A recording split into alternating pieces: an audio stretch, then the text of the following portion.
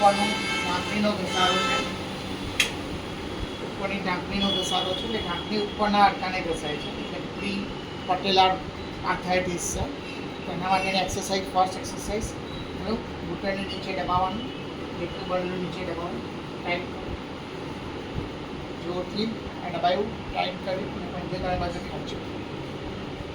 જોરથી ઘૂંટણને દબાવી રાખો, પંજેતાની બાજુ ખેંચી રાખો. 1 2 3 4 5 6 7 8 9 10 ઢીલું કરો. આ ફર્સ્ટ એક્સરસાઇઝ, જેમાં ઘૂંટણ નીચે દબાવવાનું, ટાઈટ કરવાનું, 10 સુધી ગણવાનું અને પંજો ખેંચી રાખવાનું. સેકન્ડ એક્સરસાઇઝ, જેમાં તમારે કરવાનું છે ઘૂંટણની નીચે આવો યોગા બ્લોક મૂકી દીધો છે, 7-8 ડિગ્રી પગ બેન્ડ થઈ ગયો. હવે ઘૂંટણને નીચે દબાવવાનું, પંજો ઊંચો કરવાનો, પંજો તમારી બાજુ ખેંચવાનો, એડી ઊંચકવાની અને પંજો તમારી બાજુ ખેંચવાનો. અને અહીંયા 2 kgનું વેઇટ પણ લગાવ્યું છે. શરૂઆતમાં વેઇટ વગર કરવાનું, પછી વેઇટ સાથે કરવાનું. હવે અહીંયા હોલ્ડ કરવાનું 10 સેકન્ડ સુધી. 1 2 3 4 5 6 7 8 9 10 ઢીલું મૂકી.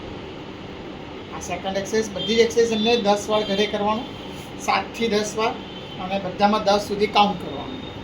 ત્રીજી એક્સરસાઇઝ, એમાં સેમ છે. આ એડી નીચે આપણે હાથ રાખ્યો છે,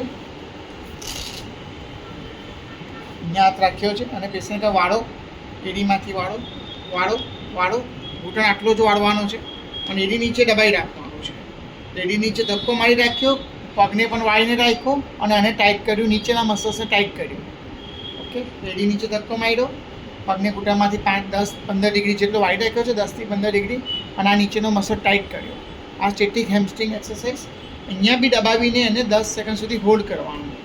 1 2 3 4 5 6 7 8 9 10 અને પછી ઢીલું કરવાનું. આ 3 એક્સરસાઇઝ એમને બેસીને કરવાની છે. નેક્સ્ટ એક્સરસાઇઝ, હવે ઊંધા સૂઈને કરવાની કસરત. આ પ્રી પટેલા આર્થરાઇટિસ માટેની. એમાં પેશન્ટને છે ને પગમાં નીચે આપણે 2 કિલો વેઇટ બાંધી દીધું છે અને ઘૂંટણ નીચે તમે જોઈ શકો છો તકિયો મૂકેલો છે. ઘૂંટણની નીચે તકિયો મૂકેલો છે, જેથી ઘૂંટણને ફ્રિક્શન નહીં થાય અને ઘૂંટણનું પેઇન નહીં થાય જ્યારે પાછળ સૂઈને કસરત કરીએ ત્યારે. હવે ઘૂંટણની પાછળ, બરાબર પાછળ આપણે હાથ મૂકવાનો છે. ઘૂંટણની પાછળ અને થોડેક ઉપર. એ પેશન્ટને કહેવાનું પાછળથી ઘૂંટણને વાળું અને મારા હાથને તમારે દબાવવાનો છે. જેટલું બને એટલું જોરથી મારા હાથને દબાવીને અહીંયા 10 સેકન્ડ હોલ્ડ કરો. 1 2 3 4 5 6 7 8 9 10.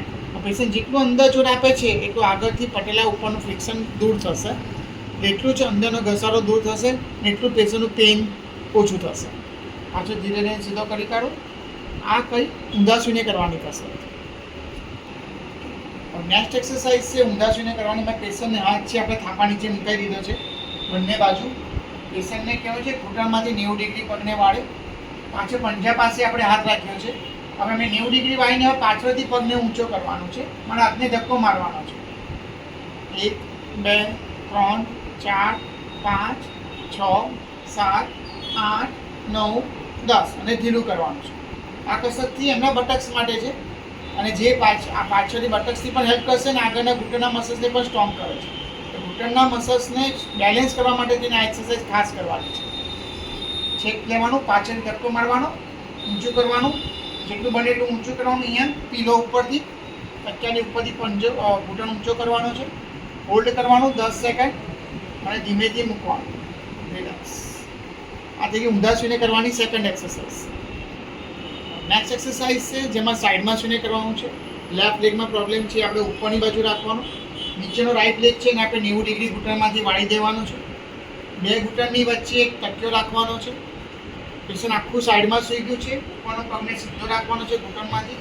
હવે મેં કહું છું સાઈડમાંથી ઊંચો કરો, પગને સાઈડમાંથી સીધો જ ઊંચો કરવાનો છે. અમે ધ્યાન રાખવાનું છે પગ આગળ નહીં જતો રહે, બરાબર સાઈડમાં રહેવું જોઈએ. યસ, અને જેટલું બને એટલું ઊંચું કરાવવાનું. અને આમાં પણ 10 સેકન્ડ હોલ્ડ કરવાનું, ધીમેથી નીચે. યસ, નીચે મૂક્યું, થોડું 2 મિનિટ આરામ, રિલેક્સ થાય, પછી ફરીથી સાઈડમાં સૂવાનું. નીચેનો પગ 90 ડિગ્રી વાળી દેવાનો, વચ્ચે ઓશીકું, પગને સાઈડમાંથી સીધો ઊંચો કરો, આમાં ખાસ જોવાનું કે પેશન્ટનો પગ આગળ નહીં જતો રહે, એટલે સીધો રાખવાનો. પણ હવે ઊંચું કરાવો, હવે જવા દો. આપણે ધ્યાન રાખવાનું કે પેશન્ટનો પગ આગળ નહીં જતો રહે. અને પેશન્ટને 2 kgનું વજન પણ બાંધેલું છે, 2 kgના વજનથી કર્યું છે. શરૂઆતમાં જોઈએ તો વજન વગર કરાવો, પછી વજન સાથે. અહીંયાથી હોલ્ડ કર્યું અને પછી મૂક્યું. આ બી તમે ઘંટડીના સાઈડના મસલ્સને સ્ટ્રોંગ કરવા માટેની બહુ હેલ્પફુલ એક્સરસાઇઝ છે. કે જરૂરથી આ પણ સેમ 10 સેકન્ડ હોલ્ડ કરવાનું અને 7 થી 10 વાર કરવાનું. નેક્સ્ટ એક્સરસાઇઝ છે જે પ્રી પટેલા આર્થરાઇટિસ માટેની. એમાં પેશન્ટ્સને જો તો બેસાડ્યું છે, પગને 90 ડિગ્રી બેન્ડ કર્યા છે, પગમાં 2 કિલોનું વેઇટ પણ લગાવ્યું છે.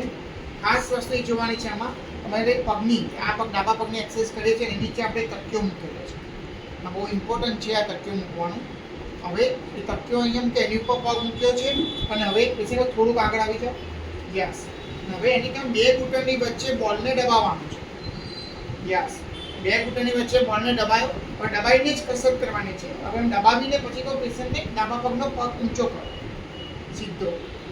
યસ. હાથ આગળ મૂકી રાખવાનો, કમર સીધી, અને જેટલો બને એટલો ઘૂંટણમાંથી પગ સીધો કરવાનો, પંજો ખેંચી રાખવાનો અને 2 વચ્ચે બોલને પણ દબાઈ રાખવાનું છે આખી કસરત દરમિયાન. પછી ફરીથી અહીંયા 10 સુધી ગણવાનું છે, મેન્ટેન કરવાનું છે. 9, 10. ધીમેથી પગને નીચે મૂકવાનો છે, પછી બોલ ઢીલો નથી કરવાનો. પગ નીચે ગયો પછી બોલને ઢીલો કરવાનો. ઓકે. એ પહેલા બોલને દબાયો, પછી પગને સીધો ઊંચો કર્યો, સીધો ઊંચો કરીને 10 સુધી ગણ્યું. 10 કાઉન્ટ કર્યા. 1 2 3 4 5 6 7 8 9 10. હવે છેક પગ નીચે મૂક્યો અને પછી બોલને ઢીલો કરવાનો છે. હા, તો પહેલા પગને ટાઈટ કર્યો તો સૌથી છેલ્લે જ પગને ઢીલો કરવાનો છે. ફરીથી 2 પગ વચ્ચે બોલને દબાયો, દબાવીને રાખીને દબાવેલો રાખવાનો છે અને પગને સીધો ઊંચો કરવાનો, પંજો ખેંચવાનો, ટાઈટ કરવાનું, કમરમાંથી સીધા બેસવાનું, 2 હાથ આગળ રાખવાના, એ પાછળ નમી નહીં જવાય. અને પછી પેશન્ટને કહેવાનું છે હવે તમે પગને નીચે લઈ જાઓ ને ત્યારે હવે તમારે આ તકિયાને અંદર દબાવવાનું છે. જેટલું બને તકિયાને અંદર બી દબાવો અને 2 વચ્ચે બોલને પણ દબાવો. અને જોડે જોડે આ વસ્તુ પણ એડ કરાવવાનું છે. આની અંદર દબાવ્યું, જોરથી આ તકિયાને તમે દબાવો, પગથી જોડે જોડે 2 પગની વચ્ચે બોલને પણ દબાવો. એક સાથે 2 વસ્તુ દબાવવાની છે, તકિયાને અને બોલને. આ બંનેમાં તમારે 10 સેકન્ડ સુધી મેન્ટેન કરવાનું છે. ઢીલું કરો, ઢીલું કરે ત્યારે બોલને ઢીલો કર્યો. હા, ફરી પાછો બોલ દબાવો 2 પગ વચ્ચે. યસ. બોલને દબાયો, હવે પગને સીધો ઊંચો કર્યો, દબાવીને જ પગ સીધો ઊંચો કરવાનો. 10 સેકન્ડ રાખવાનું. શરૂઆતમાં વેટ વગર કરાય, પછી વેટ સાથે કરવાનું. પહેલા 1 kg જોઈએ તો પછી 2 kg. 10 સેકન્ડ પછી નીચે મૂકો, ધીરેથી પગને નીચે. હવે પગને અંદર દબાવવાનું છે, જોરથી આ તકિયો મૂક્યો છે અને પ્રેસ કરવાનું છે. અને જોડે જોડે 2 ઘૂંટણની વચ્ચે બોલને પણ દબાવવાનું છે. આ બંને વસ્તુ જોડે કરવાથી બહુ જ ઇફેક્ટિવ એક્સરસાઇઝ થશે અંદરના VMO મસલ્સની. અને એમને ઘૂંટણમાં પેનમાં બહુ રિલીફ થશે જે પટેલા આર્થરાઇટિસ વાળો છે. પટલાને માલ ટ્રેકિંગ થઈ ગયું હોય, લેટર સાઈડ જતું રહ્યું હોય, એને પણ અલાઇન કરવા માટે આ એક્સરસાઇઝ બહુ હેલ્પફુલ છે જે પટલાને પાછું મિડલની સાઈડ ખેંચી લાવશે. અને હોલ્ડ કરવાનું અને પછી છોડવાનું છે. આવું સેમ 7 થી 10 વાર કરવાનું, દિવસમાં 3 વાર. Very important exercise for pre patella arthritis patient. Thank you.